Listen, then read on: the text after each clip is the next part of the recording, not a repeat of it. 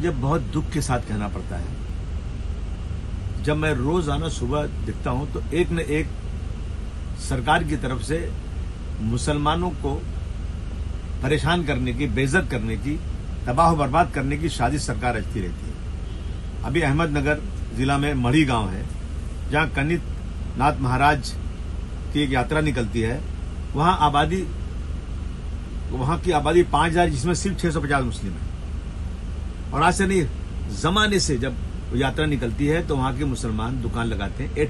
80% मुसलमानों की दुकानें लगती हैं। और वो क्या बेचते हैं? वहां पर बेचते हैं हल्दी, कुमकुम, नारियल और खिलौने, देवी को चढ़ाने वाले शाल, यानी सारी पूजा के सामान बेचकर मुसलमान वहां पर दुकान लगाता है। कोई भी धर्म का उल्लंघन नहीं होता है।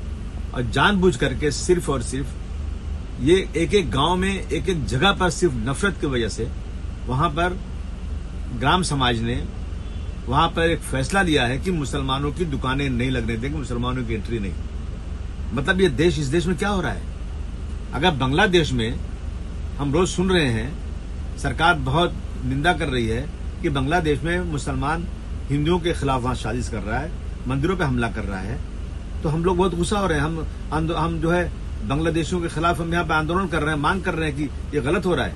लेकिन मेरे देश में खुद अगर ये हो रहा है तो प्रधानमंत्री जी, मुख्यमंत्री चुपचाप क्यों बैठे हुए हैं? भाई ये देश क्या, ये देश का मुसलमानों का नहीं है? यानी अब शहरों तक थी ये बात, गांव में एक ही जगह पहुंच रही है। और हिंदू मुसलमानों को अलग करने की, मुसलमानों की प्रॉपर्टी मत खरीदो, मुसलमानों से लेन देन मत करो, अब मुसलमानों की दुकानें भी मत लगाने दो। कहां जाएगा मुसलमान? इस तरह की चीजें जो हो रही, मैं समझता हूं कि बहुत ही गलत देश में जो काम चल रही है ना, इसका असर बहुत बुरा होगा और बहुत ही गलत हो रहा है।